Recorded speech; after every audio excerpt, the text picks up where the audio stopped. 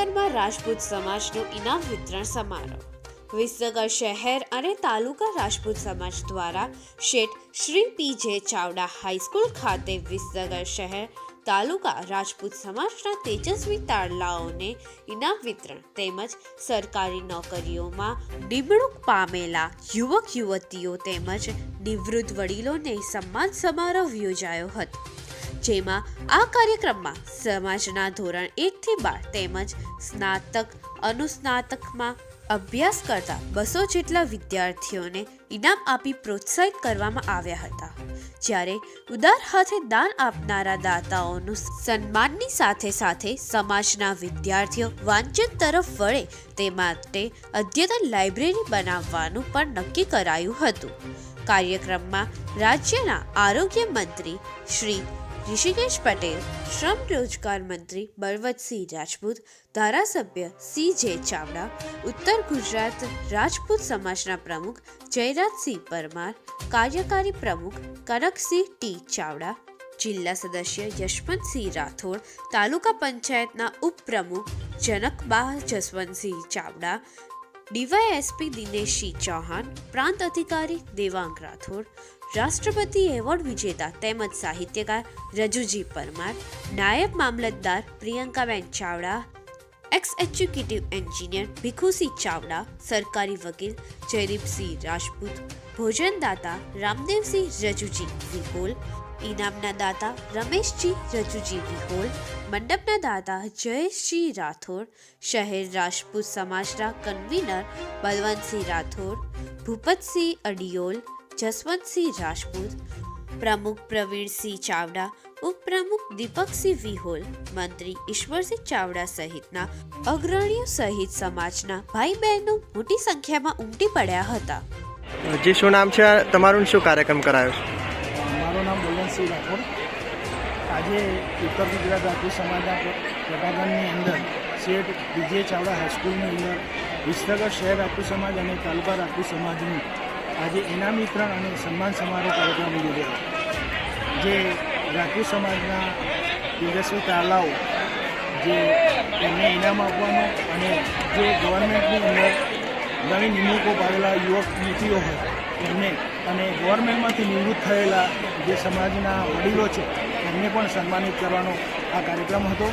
તો આજે જે ઉપસ્થિત મહેમાનશ્રીઓમાં અમારા વિસનગરના પનોતા પુત્ર માનનીય ઋષિકેશ પટેલ, કેબિનેટ મંત્રી આરોગ્ય અને પરિવાર કલ્યાણ મંત્રી, એવા જ અમારા સમાજના ભામાશા એવા બલવંતસિંહ રાજપૂત સાહેબ, જે કેબિનેટ મંત્રી ઉદ્યોગ અને શ્રમ વિભાગ, એવા જ અમારા ચાવડા સાહેબ, જયરાજસિંહ પરમાર સાહેબ, એ લોકો હંમેશા સમાજને પ્રોત્સાહિત કરવા માટે આ કાર્યક્રમમાં ખાસ ઉપસ્થિતિ પોતાની વ્યસ્ત કાર્યક્રમ હોવા છતાં પણ એ લોકો અહીંયા ઉપસ્થિત રહ્યા છે.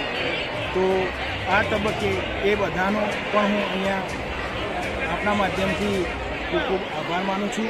સમાજનું આ ફંક્શન સમાજને નવી દિશામાં લઈ જવા માટે, સમાજના બાળકોને શિક્ષણ ક્ષેત્રે નવી ટેકનોલોજી માટે ઉત્સાહિત કરવા માટે, પ્રેરણા કરવા માટે અને સમાજના આ સંકુલમાં નવી ટેકનોલોજી અને નવી જે માન્યતાઓ છે એ આવી છે એને સંસાધનો પૂરા પાડવા માટે અમે વિસનગર શહેર રાજપૂત સમાજ અહીંયા એના માટે જે કંઈ પણ કરી શકે એ અહીંયા દાતાશ્રીઓ અહીંયા ઉપસ્થિત હતા. તો એમના પાસેથી દાન લઈ અને અદ્યતન લાઇબ્રેરી પણ બનાવવા જઈ રહ્યા છે.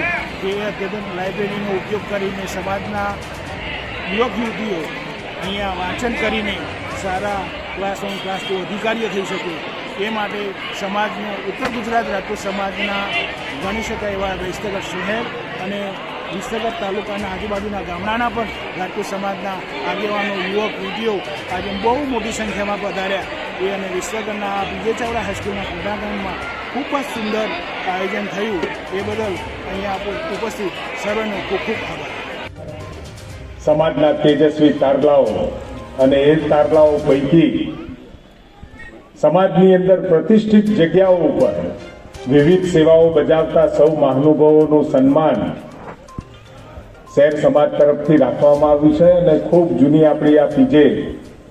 સ્કૂલ, હાઈસ્કૂલ અને એક નાની મોટી એક્ટિવિટીનું સમાજનું કેન્દ્ર 2000 જેવા કુટુંબો વિસનગરમાં રહેતા હોય એટલે સમાજ સંગઠિત કરવાનું કામ સમાજના આગેવાનો અને સમાજના સૌ મોભીઓનું હોય.